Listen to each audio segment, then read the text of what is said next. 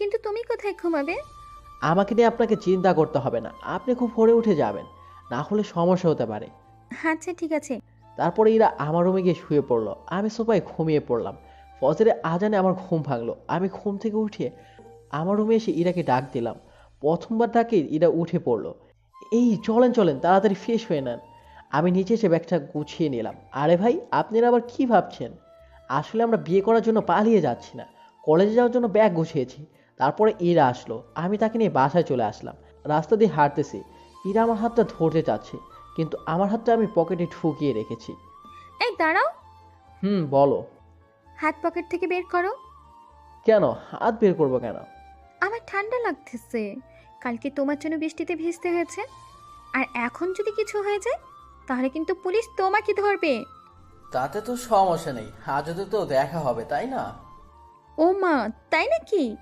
তাহলে তো তোমাকে খুব তাড়াতাড়ি হাজতে ঢোকাতে হয়। তাই তো ভালো হবে। বেশি কথা বলে তুমি। হাত দাও আমার দিকে। কি ব্যাপার, আপনি রেগে যাচ্ছেন কেন? এখনো হাত দাও নাই? ইরা আমার হাতটা পকেট থেকে বের করে তার হাত আমার হাতের ভিতরে ঢুকিয়ে আঙ্গুল দিয়ে পেঁচিয়ে ধরলো। এই আপনি কি করছেন? আমি আঙ্গুলে ব্যথা পাচ্ছি তো। চুপ, একটা কথাও না। এখন ফিলিংস অনুভব করে আমার সাথে সাথে হাঁটো। আমি কি আপনার বিএফ নাকি যে আপনার সাথে ফিলিংস অনুভব করব? আবার কথা বলতিস তো? এইবার যদি কথা বলো তাহলে ঘুষি মেরে নাক ফাটিয়ে দিব। মাইরি, এটা তো দেখছি একটা গুন্ডি মেয়ে। আমিও নাক ফাটানোর ভয়ে আর কিছু না বলে হাঁটতেছি। তারপরে গিয়ে তার ফ্ল্যাটে পৌঁছে দিলাম। আমি বাঁধালাম আরেক ঝামেলা। কেন যে বাসা থেকে বের হতে গেলাম নিজেও জানি না। যাই হোক, এখন রানার কাছে যাই, তার কাছে তো কোনো সলিউশন পাবো। যেই ভাবা সেই কাজ, চলে আসলাম রানার কাছে। এ মামা, এত সাত সকালে কোথায় যাচ্ছিস? ব্যাগ নিয়ে বলতো। শালা, এটা কিসের ব্যাগ? কেন কলেজ ব্যাগ? তাহলে এই ব্যাগ নিয়ে কোথায় যেতে পারি বলতো? কলেজে যাবি? তাহলে শালা এত জিজ্ঞেস করতেছিস কেন? আচ্ছা সরি, এখন বল এত সকালে কেন তুই এইখানে? একটা ফ্ল্যাট লাগবে, সেই জন্য আসলাম। ওই, এটা আবার কেমন ফান বলতো? ফান না মামা, আমি সিরিয়াস। তুই শিওর? আমি শিওর। তাহলে উপরে চলে আয়, আমাদের একটা রুম খালি আছে। তারপরে রানার সাথে চলে আসলাম, বাসাটা দুজনে পরিষ্কার করলাম। আজকে আর কলেজ যায়নি।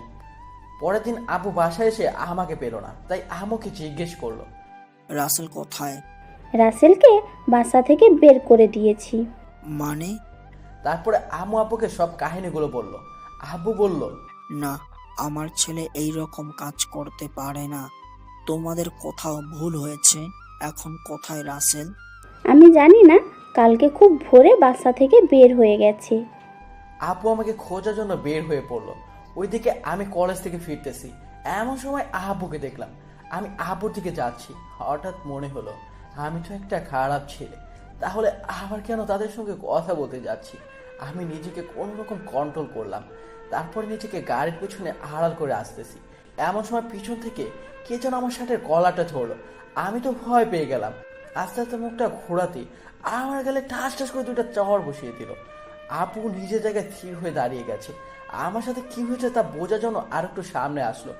আমি মনে করেছি আবু থাপ্পড়গুলো আমাকে দিয়েছে, কিন্তু আমার ভাবনা ভুল ছিল। ওই, আমাকে দেখে এইভাবে পালিয়ে যাচ্ছিস কেন?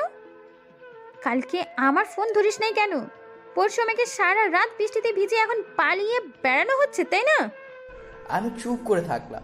তোমার পরিবার আমার জন্য তোমাকে ভুল বুঝেছে, তা আমাকে বলো নাই কেন? কি বলেছে আপনাকে এই কথা? রানা বলেছে। কিন্তু রানাকে তো আমি কিছু বলি নাই, তাহলে রানা কিভাবে জানলো? আচ্ছা বাদ দাও, এখন আমাকে যেতে হবে। আচ্ছা চলো, আমিও যাব।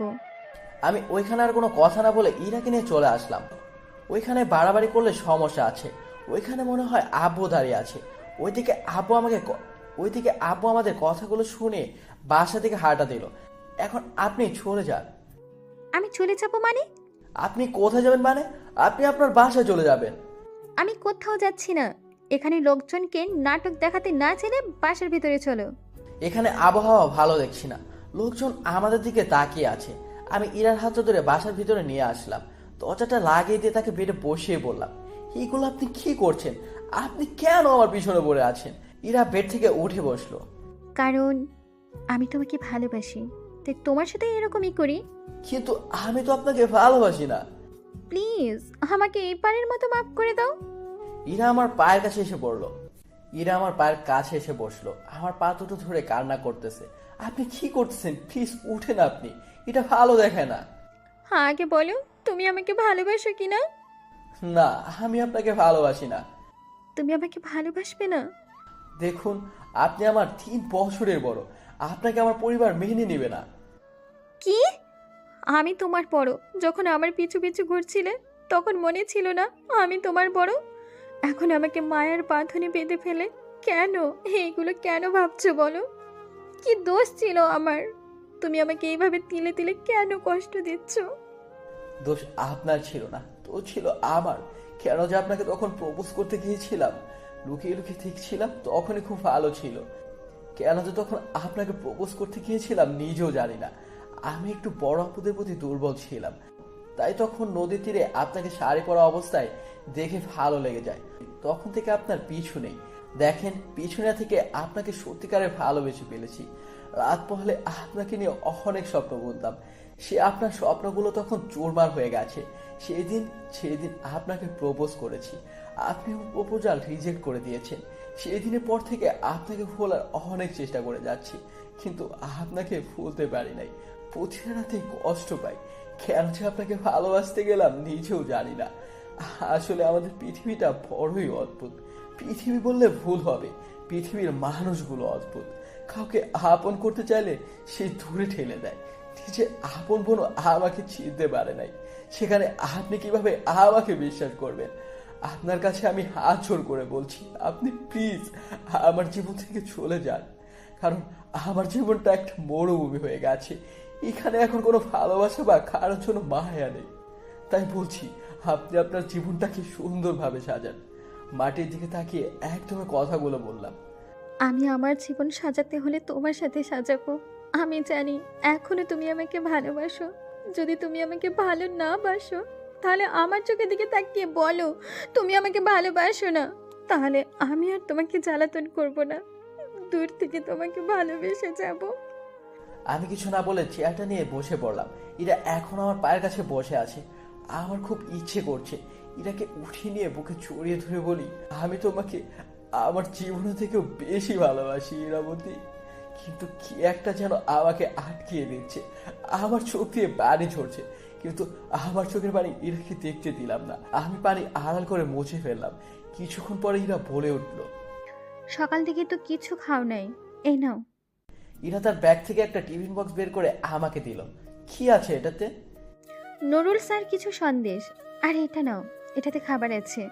এইগুলো আবার কষ্ট করে আনতে গেলেন কেন আপনি? তোমার আপনি শব্দটা আমাকে অনেক কষ্ট দেয়। যদি পারো একবার ইরাবতী বলে দেখো।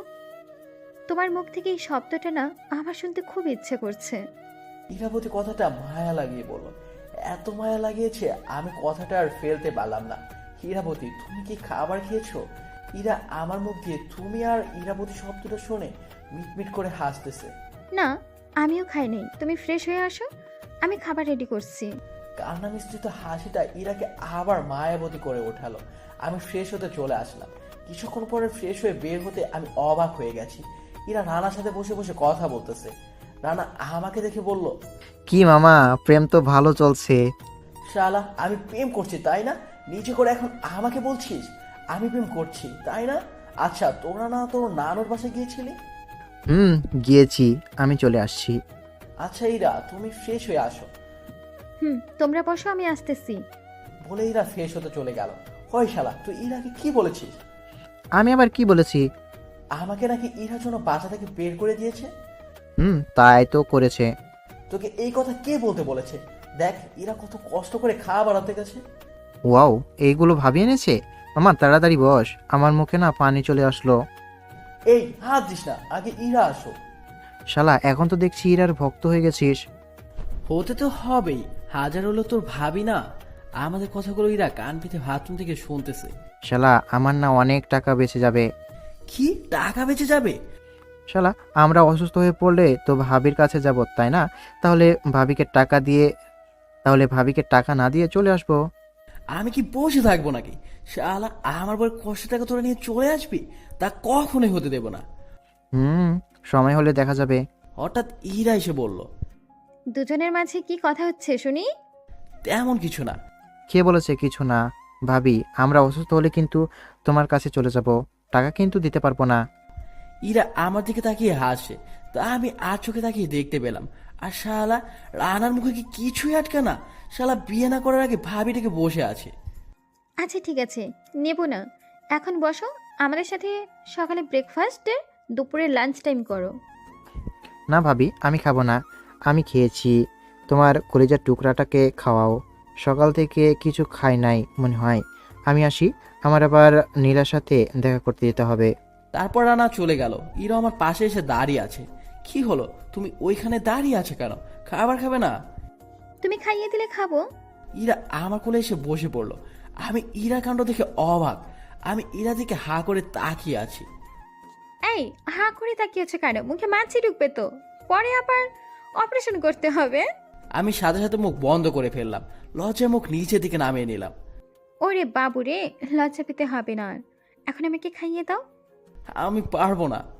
তোমাকে পারতে হবে না, তুমি শুধু হাতে লোকমা নিয়ে আমার মুখে ধরো, তারপরে আমি নিজে খেয়ে নিব। কি আর করার, আমি খাইয়ে দিচ্ছি। আর কিছুক্ষণ পরে ইরাও আমাকে খাইয়ে দিচ্ছে। ভালোবাসার মানুষের হাতে খাবার খাচ্ছি।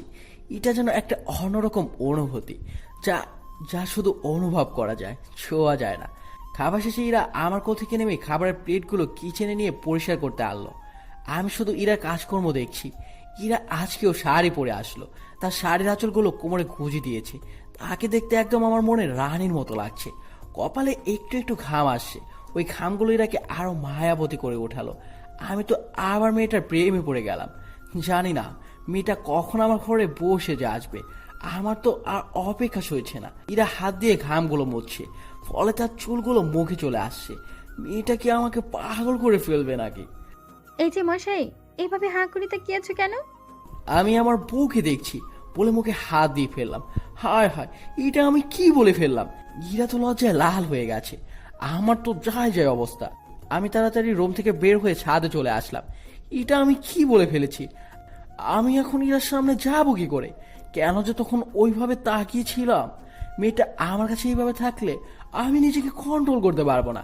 মেয়েটাকে কতখানি ভালোবাসি আমি নিজেও জানি না। বলতে গেলে আমি মেয়েটাকে ছাড়া শূন্য। কিছুক্ষণ পরে রুমে এসে দেখলাম ইরা বিছানায় শুয়ে আছে। আমারও ঘুম পেয়েছে। একটা সিঙ্গেল সোফা আছে, ওটাতে ঘুমিয়ে পড়লাম। আমার ঘুম ভাঙতেই দেখতে পেলাম ইরা আমার বুকের উপর শুয়ে আছে। মেয়েটার চুলগুলো আমার মুখে লেপ্টে আছে। আমি তার মুখ থেকে চুলগুলো সরিয়ে কপালে একটা কিস করে বসলাম। ইরা একটু কেঁপে উঠলো। আমি ইরার মুখ থেকে চুলগুলো ছাড়িয়ে দিয়ে কপালে একটা কিস করলাম। ইরা একটু কেঁপে উঠলো। আমি ইরাকে জড়িয়ে ধরে আবার ঘুমের রাজ্যে হারিয়ে গেছি। ইরাটাকে আমার ঘুম ভাঙলো। এই ওঠো, ফ্রেশ হয়ে আসো। তুমি কখন উঠলে? আমি এই মাত্র উঠে ফ্রেশ হয়ে আসলাম। আচ্ছা, তুমি আজকে হাসপাতালে যাওনি কেন? ছুটি নিয়েছি 1 সপ্তাহ। কেন, কোথাও যাবে নাকি? একটু কক্সবাজারে যাব। ও, মন খারাপ করে বললাম। কি হলো, তুমি হাসছো কেন? তোমাকে না এই অবস্থায় দেখতে অনেক সুন্দর লাগতেছে। আমি তোমাকে ছেড়ে কোথাও যাচ্ছি না। এরা আমার কাছে এসে আমাকে জড়িয়ে ধরলো। তো আমাকে মিথ্যা বললে কেন? জানো আমার কত খারাপ লেগেছে। সরি বাবু, আমি দেখতে চেয়েছি তোমার রিয়াকশন কেমন। এরা আমার মুখে 2 হাত দিয়ে বলল, তুমি বাসা যাবে না? ছুটিগুলো কি বাসায় যাওয়ার জন্য নিয়েছি? তোমার সাথে সময় কাটানোর জন্য ছুটিগুলো নিয়েছি। কি সত্যি? বাবু, এখন ফ্রেশ হয়ে আসো। আমি বিছানা থেকে উঠে ওয়াশরুমে এসে ফ্রেশ হয়ে বের হলাম।